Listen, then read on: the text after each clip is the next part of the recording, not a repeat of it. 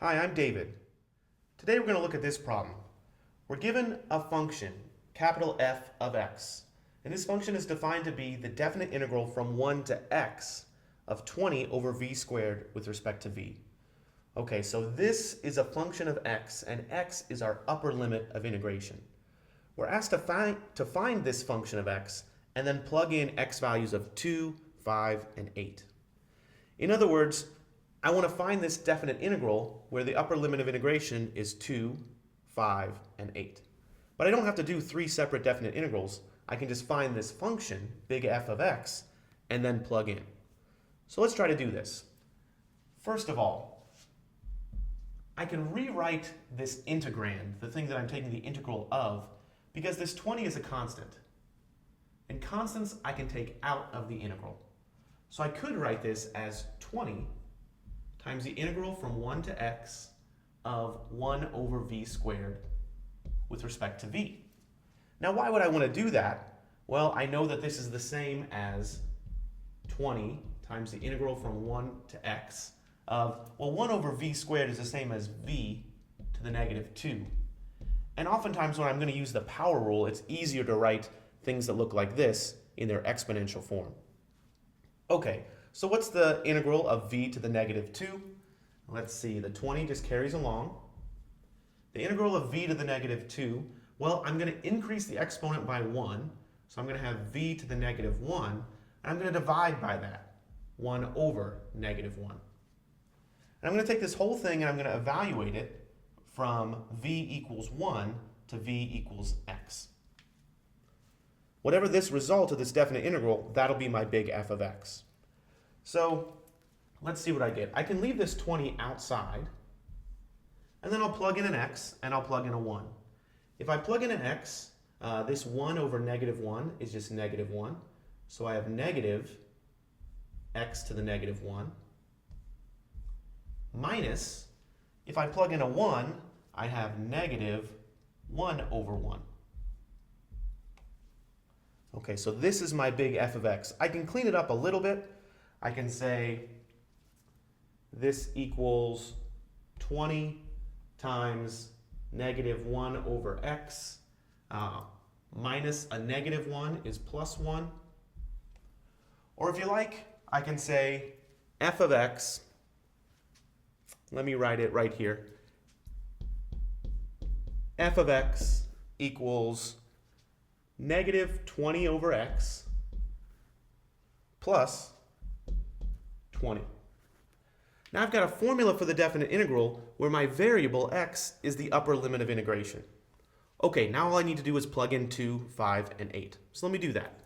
F of 2, this is negative 20 over 2 plus 20.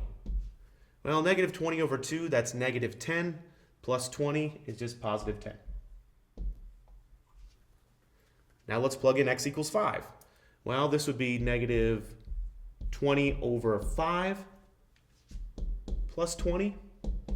Negative 20 over 5, that's negative 4. Plus 20 is positive 16.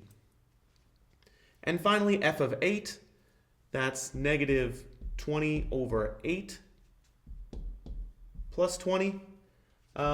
This ends up being, let's see, negative 20 over 8. I can simplify that. I can take a 4 out of both of those, and I'll have something that looks like negative 5 over 2. So 20 minus negative 5 over 2, that's 17.5. Okay. So we've got our answers, and we're finished with the problem, but let's just verify to ourselves that this kind of trend makes sense. If I have a function, and I keep on moving the x value further to the right, the upper limit of integration further to the right, and this function is always above the x-axis, which it is right here, it makes sense that my area under the curve should be getting bigger. So what do these values actually mean? What do the 2, the 5, and the 8 actually mean? Well, let's draw a picture of our function, 20 over v squared. I'll draw it right here. Here's v down here, and here's f of v. This is the definite integral from 1 to 2, from 1 to 5, and from 1 to 8. So if I draw this function, it looks something like this. Okay, 20 over v squared looks something like this. Well, f of 2 is really this area right here. This right here is f of 2, which pretty much just means use the definite integral from 1, my starting point right here, to my upper limit of integration 2 right here. And this area, this orange area, is 10. What does f of 5 mean? Well, f of 5 means, well, do my definite integral. My lower limit of integration is 1 again. My upper limit of integration now is 5. So I'm going to go all the way out to here. So I've got this green area right here. This whole area is f of 5.